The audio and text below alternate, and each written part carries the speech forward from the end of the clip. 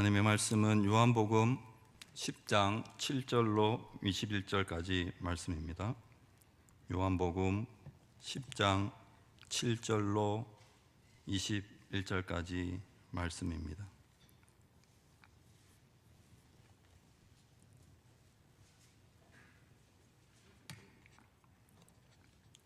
제가 봉독해 올리겠습니다. 하나님의 말씀을 들으시기 바랍니다. 그러므로 예수께서 다시 이르시되 내가 진실로 너희에게 말하노니 나는 양의 문이라.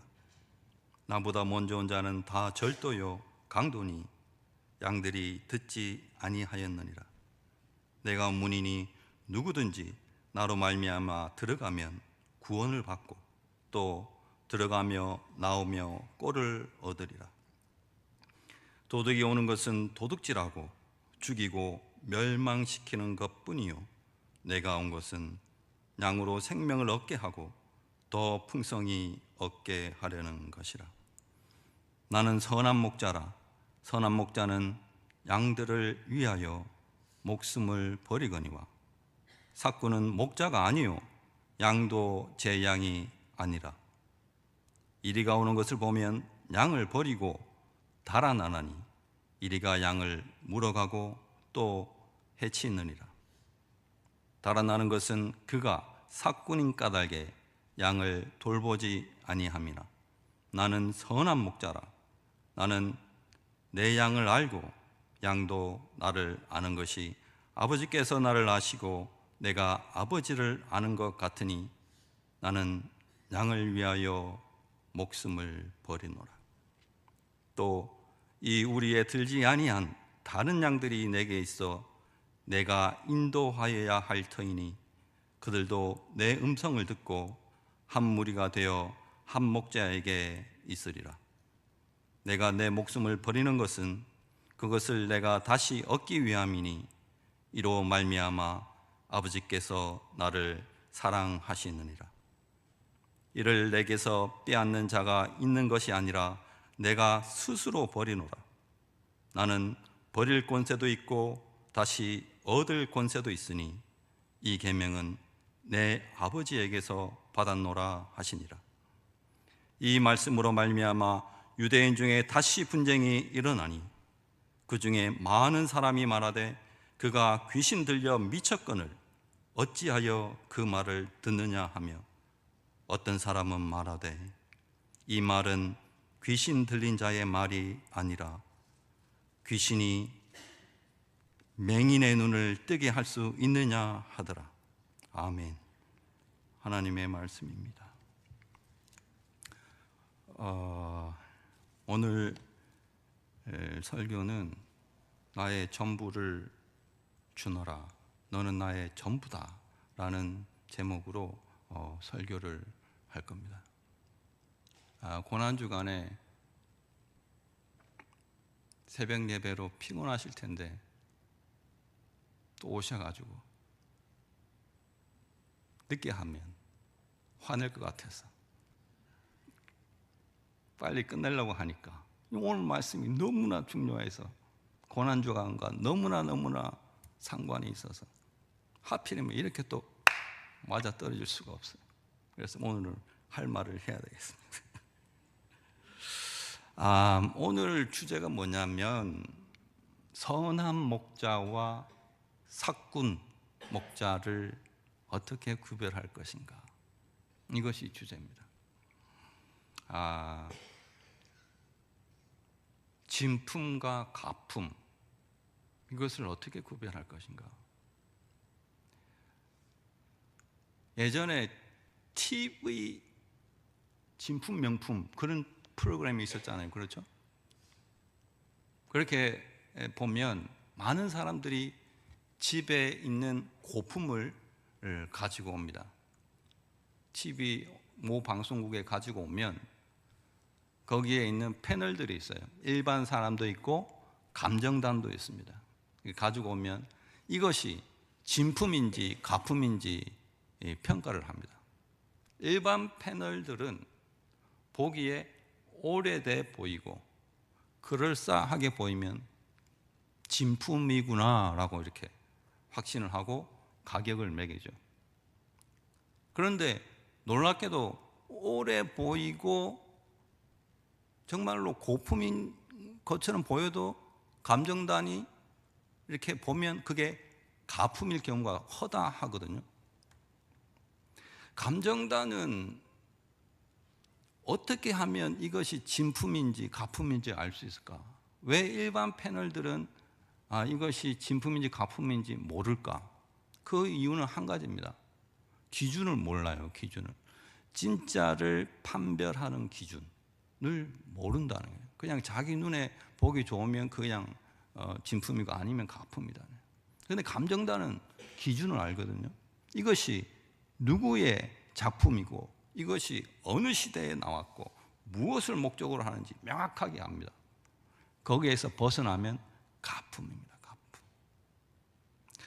가품. 무엇을 말하냐면 예수님 시대에도 이런 진품, 명품, 즉 누가 선한 목자인가, 누가 사꾼인가, 이게 굉장한 이슈가 되었습니다. 왜냐하면 시대적 배경으로 볼 때 예수님 시대 때는 로마의 지배를 받고 있었기 때문에 사람들이 기본적으로 본능적으로 메시아를 찾습니다. 왜 메시아를 찾냐면 우리가 일제 시대 때 그 일제 압박에 이렇게 있을 때 우리는 하루가 멀다 하고 광복을 꿈꿉니다. 그와 똑같이 이스라엘 백성들은 그 당시에 메시아를 꿈꿨습니다. 그래서 이곳 저곳에서 내가 메시아다 내가 라고 막 나오기 시작했습니다. 그러면 도대체 누가 진짜 메시아인가? 많은 사람들은 세례 요한을 보고 메시아인 줄 알았습니다. 직접 말은 안 했지만 마음속으로 저 분이 메시아일 것이야 이렇게 생각하고 있는 사람들이 많았습니다.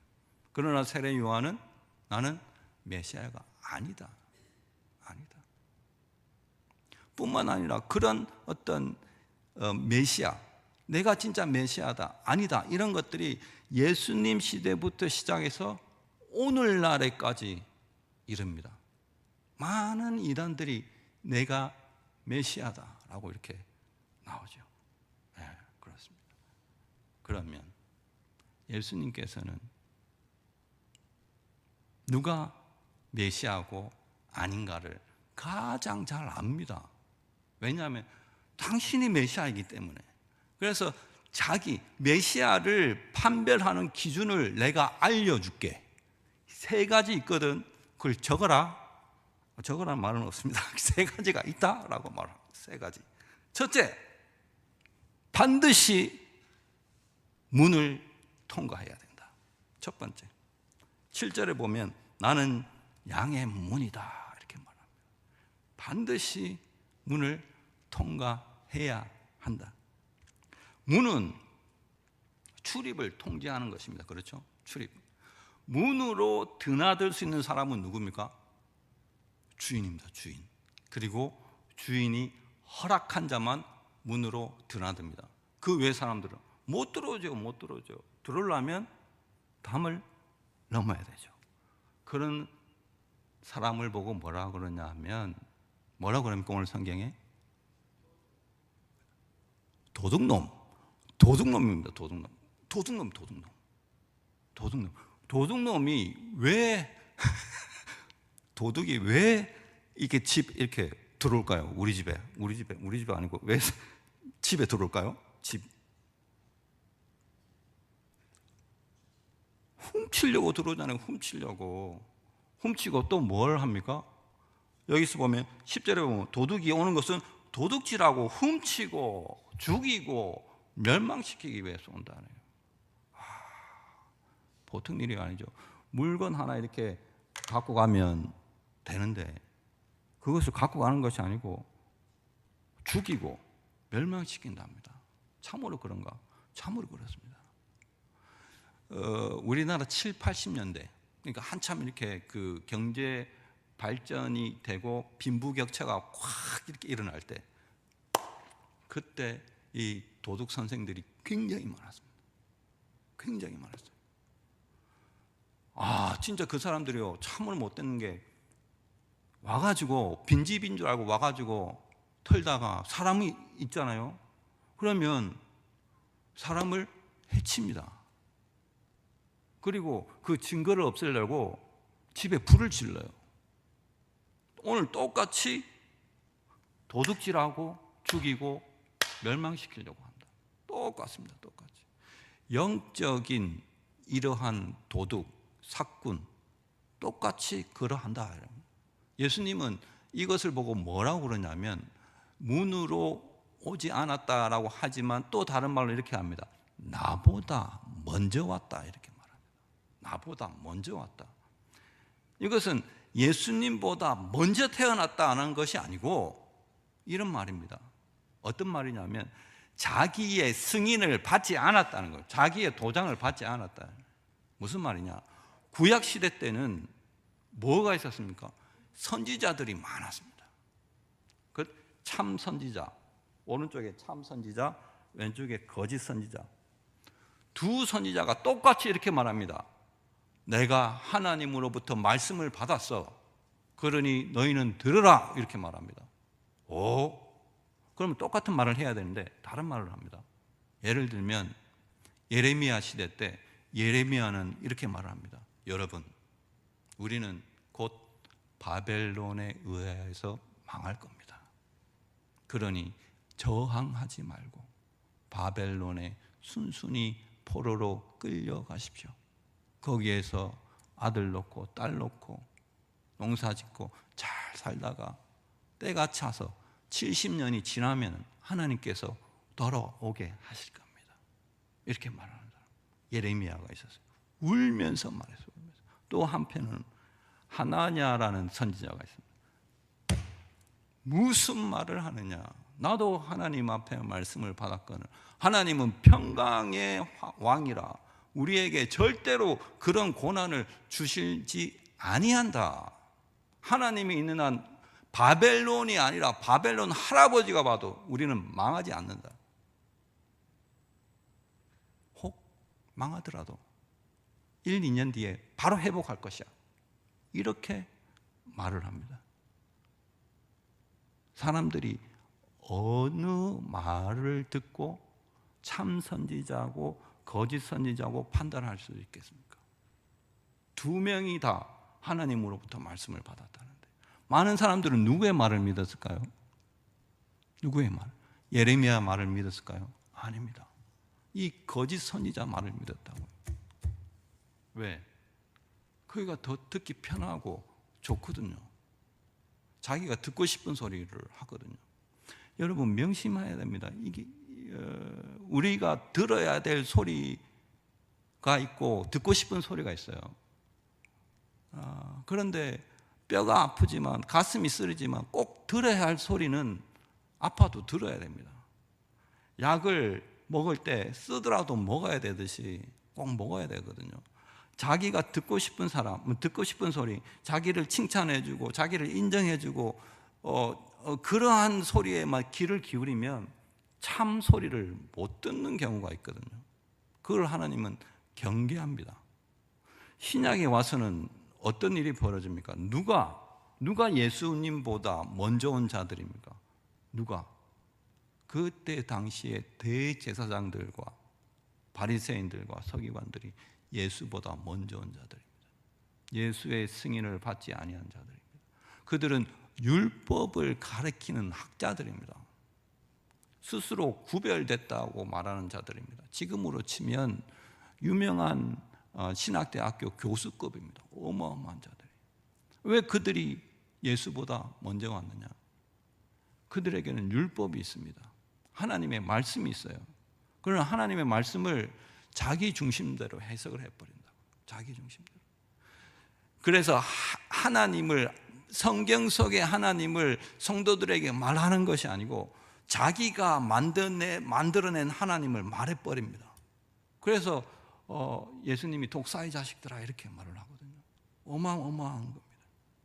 이들의 공통점이 뭐냐 하면 문을 통과하지 아니했다. 예수의 승인을 받지 아니하였다. 말로는 하나님께로부터 받은 말씀이라 하지만 실상은 자기가 하고 싶은 말을 한다. 자기가. 오늘도, 오늘날에도 마찬가지다. 수많은 교회가 있고 수많은 강단이 있어도 거기에서 하나님의 말씀이 선포되는 것이 힘들다. 찾기가 힘들다. 성도들이 듣고 싶어 하는 말, 그런 말을 하는 자들이 많다. 반드시 새겨드려야 됩니다. 그러면 오늘날 수많은 정보가 이렇게 흘려 들어오는데 그 중에서 어느 정보가 참으로 맞는 정보인가, 옳은 정보인가 어떻게 아느냐? 수많은 것들을 어떻게 양의 문, 예수의 문으로 통과시킬 것인가? 통과시키면 그것이 통과됐다는 것을 어떻게 알 수 있는가? 이것이 우리의 문제입니다. 문제.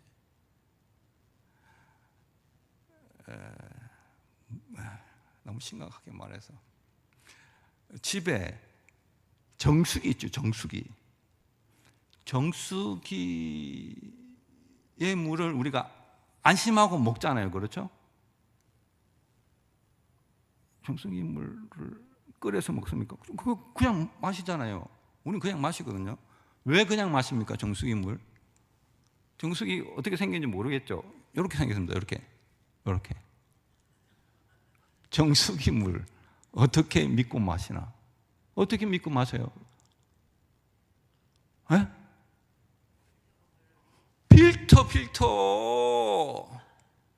필터가 하나, 둘, 세 개가 있네. 좋은 정수기는 몇 개 있을까요? 4개, 5개, 6개 있다고요. 필터가 있다고. 저 필터가 촘촘하게 있는 겁니다. 그래서 나쁜 찌꺼기는 거르고 좋은 성분은 보내고, 이렇게 해서 우리가 믿고 마시는 거예요. 그러면 물은 우리가 정수기로 믿고 마시는데 수많은 판단과 선택은 어떻게 하면 예수의 문으로 통과시키는 건가? 이것이 문제인 거예요. 네덜란드나 독일이나 서구 유럽 같은 경우에는 아이들이 이렇게 초등학교 유치원 입학할 때부터 가르치는 것이 있습니다.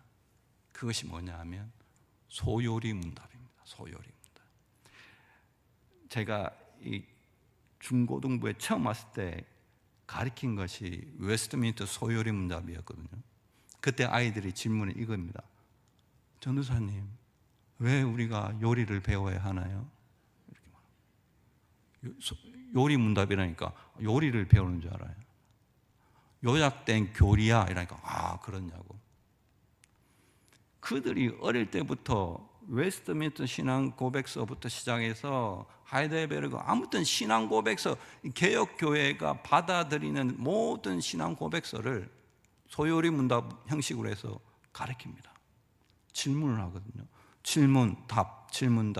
그게 뭐냐면 그것이 필터입니다. 필터. 사람의 제일 되는 목적이 무엇이냐? 이렇게 물어보면 하나님을 영화롭게 하고 영원토록 그를 즐거워하는 것입니다. 그리고 또 구체적으로 질문을 또 합니다. 그럼 또 말을 합니다. 하이델베르그에서 뭐랍니까? 유일한 위로가 무엇이냐? 사람에게 유일한 위로가 무엇이냐? 네가 사나 죽으나 유일한 위로가 무엇이냐고 물어보면 거기서 이럽니다. 사나 죽으나 내가 그리스도께 속한 것이 유일한 위로입니다. 이런 문답이요 100가지 쫙 있습니다. 이것을 외웁니다. 꼬맹이들이 외워요. 목사님이 물으면 꼬맹이들이 답을 한다고. 그리고 그걸 부모님들이 본다고요. 이렇게. 그리고 엄청 자랑스럽게 생각합니다. 왜? 걔네들이 어릴 때 그렇게 외우면 어릴 때 이렇게 주일학교에서 외운 거로 끝나는 것이 아니고 클 때까지 그것을 계속 암송합니다. 신학적인 교수들도 있잖아요. 회의가 있을 때 이렇게 신학적인 논쟁이 부딪히면 그걸 외웁니다. 이 문제가 몇 문항에 있더라? 외워요. 필터 한다고요. 필터. 어떤 문제가 들어오면 그걸 필터를 해서 이것이 내가 안전하게 마셔도 되는가 아닌가를 안다고요. 자, 그건 그쪽 나라 일이고, 이제 우리나라, 이제 우리는 어떻게 하느냐? 우리는 어떻게 필터링을 합니까? 요새 주일 예배 드리고, 그렇죠? 그 다음에 큐티하고, 요 앞에 보니까 성경 읽고, 이런 것들로 필터링을 하려고 그런단 말이죠. 그렇죠? 그러면 제가 물어봅니다. 필터링이 됩니까? 필터링이 돼요? 이건 너무나 중요한 거예요. 해야 돼요. 하지 말자는 거예요. 해야 돼. 근데 이것이 필터링이 되도록 해야 된다. 필터링이. 이렇게 접근하면 안 돼요. 아, 예배 드렸어. 체크. 아, 큐티 했어. 체크. 말씀 읽었어. 체크. 이래갖고 자기가 뭐 체크리스트를 체크하려고 하는 건 아니라고. 그거 하면 뭐하는 그거. 그것이 필터가 돼야지. 그것이 지나가야지 글로. 안 지나간다고. 왜 안 지나갑니까? 그걸 체크하려고 그러니까. 이렇게 합니다. 이렇게 저는. 이게 정답이 아니지만 이렇게 합니다. 말씀을 있잖아요. 되새김질할 수밖에 없어요. 말씀을. 무슨 말이냐 하면 일주일에 딱 하나의 말씀입니다. 딱 하나의 필터를 갖고 있는 겁니다. 딱 하나의 필터. 예를 들면 양의 문이다. 반드시 양의 문을 통과해야 된다가 하나의 필터가 생겼으면 모든 것을 그걸로 통과시켜야 돼요. 어떤 선택이나 어떤 문제가 들어오면 그걸로 가야 된다고요. 이것이 예수를 위한 일인가? 예수를 목적하고 있는가? 이것이 필터링입니다. 필터링. 그리고 그 다음 주가 된다. 2주째 되잖아요. 그러면 그 필터를 빼지 말고 그 필터에 또 다른 필터를 끼워야 된다고요. 또 다른 필터를. 오늘 내가 선한 목자다. 선한 목자라는 필터를 탁 끼우는 거예요. 선한 목자. 그럼 선한 목자는 내하고 무슨 상관이 있는데 그걸 알아야 필터를 할 거 아닙니까? 그거를 오늘 배울 겁니다. 배울 거. 이런 식으로 말씀을 되새김질하는 수밖에 없어요. 처음부터 계속 쌓아 올리는 겁니다. 그래야 필터가 많아지고 문이 두꺼워집니다. 이것만이 우리가 양의 문을 견고하게 할 수 있는 유일한 방법입니다. 유일한 방법. 자, 그 다음에 주님께서 말씀하신 진품과 가품을 판단해야 될 두 번째 기준인데 8시가 넘어버렸어요. 빨리 하겠습니다. 이게 두 번째 기준이 뭐냐면 무엇을 버리는가? 무엇을 버리는가? 11절 말씀 볼까요? 나는 선한 목자라. 선한 목자는 양들을 위하여 목숨을 버린다. 뿐만 아니라 15절에 보면 나는 양들을 위하여 목숨을 버리노라. 17절에도 내가 내 목숨을 버리는 것은 나오고 18절에도 내가 스스로 버리노라. 계속 버린다. 생명을 버린다라고 이렇게 나와 있고, 사꾼은 뭘 버리냐면 12절 보면 양을 버린다 이렇게 되어 있거든요. 그러니까 무엇을 버리는가가 문제입니다. 자, 이제 문제입니다. 여러분, 이리가 찾아오면 어떻게 해야 됩니까? 이리가 찾아오면 도망가야 된다. 맞서 싸워야 된다. 어느 쪽이 맞습니까? 양을 치다가 이리가 찾아오면 도망가야죠. 그럼 뭘 생각을 하고 있어? 도망가야죠. 양은 이름은 또 사면 돼. 또 배상을 하면 되잖아요. 양이 중요해요? 자기 목숨이 중요해요? 자기 목숨이 중요하다고요. 자기 목숨이. 여러분 자녀가 만약에 이렇게 양을 친다고 생각을 해보십시다. 얘야, 이리가 오면 싸워서 네 죽어야 돼. 이렇게 가르칠 겁니까? 이리가 오면 도망가. 숨어. 바람 부는 날은 나가는 것이 아니요. 야, 모난 놈이 정마저 나대지 마. 이렇게 할 거예요. 안 된다고. 그런데 오늘 이상한 말을 한다고. 예수님이 하는 말이 이해가 돼요? 목숨을 버린다니까요. 목숨을 버리면 디 엔드 끝, 영화가 끝난다고요. 근데 목숨을 버린대. 이걸 어떻게 이해를 할 것인가요? 어떻게 이해할 것인가? 선한 목자 목숨을 버리고 삭구는 양을 버린다는데, 내가 아무리 생각해봐도, 내가 목자라고 해도 목숨 버리면 끝인데 어떻게 이것이 기준으로 제시하는가? 그 이유는 바로 세 번째 이유가 있습니다. 세 번째 이유가 뭐냐면, 양과 목자는 분리가 안 됩니다. 다시요. 양과 목자는 분리가 안 됩니다. 읽어볼까요? 14절 15절인데요.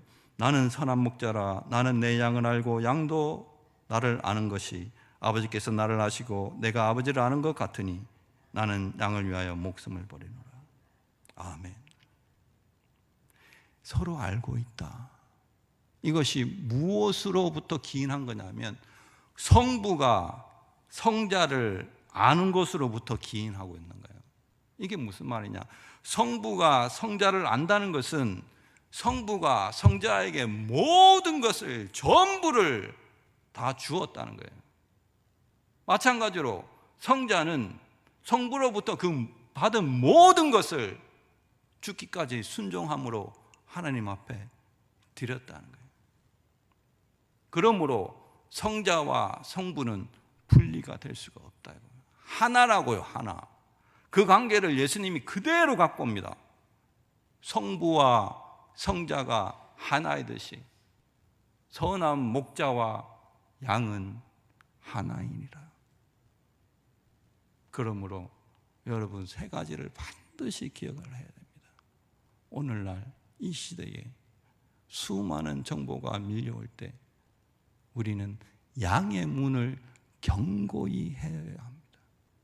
말씀을 되새기고 또 되새기고 또 되새겨서 그 누구보다 말씀의 필터를 많이 가지고 있어요. 그래야 깨끗한 물을 마실 수 있는 것처럼 안전한 말씀을 받아들일 수 있는 거예요. 두 번째로 명심해야 될 것은 우리에게 선한 목자가 있다는 거예요. 혹 우리가 실수로 필터를 안 끼웠다 하더라도 우리에게 선한 목자가 있다. 그래서 우리 인생 가운데 질고가 찾아오고 어려운 상황이 닥치고 사망이 이른다 하더라도 우리는 절대로 예수와 분리될 수가 없다. 아멘. 왜냐? 예수님과 하나의 생명을 공유하고 있기 때문에. 우리의 생명은 예수님의 생명과 잇대어 있습니다. 분리가 안 돼요. 이것을 갖다가 영생이라고 합니다. 영생.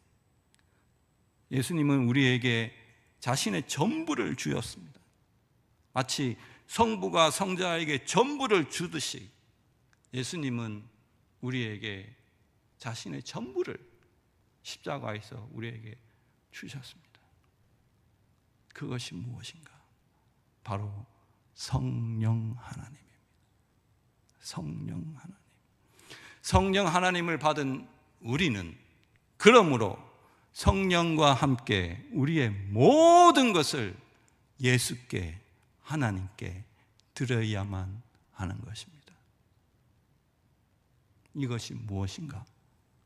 바로 예배입니다. 예배. 그러므로 형제들아, 내가 하나님의 모든 자비하심으로 너희를 권하노니 너희 몸을, 너희 생명을, 너희의 삶을, 너희의 전부를 하나님이 기뻐하시는 거룩한 산 제물로 드리라. 이것이 너희가 드릴 영적 예배니라.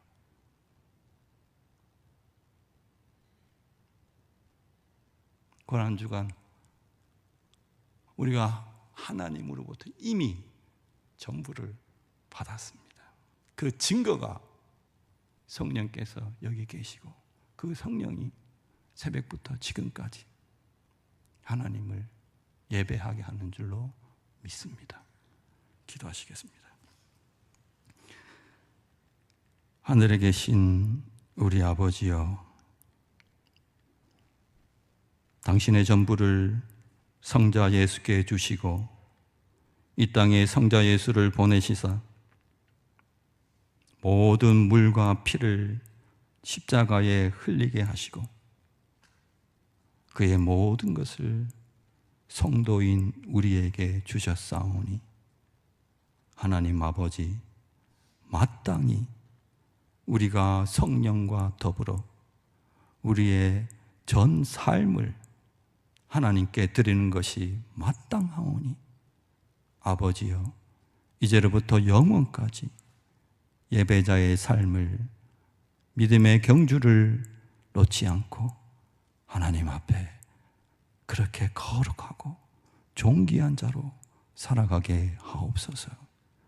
감사하며 예수님의 이름으로 기도드리옵나이다. 아멘.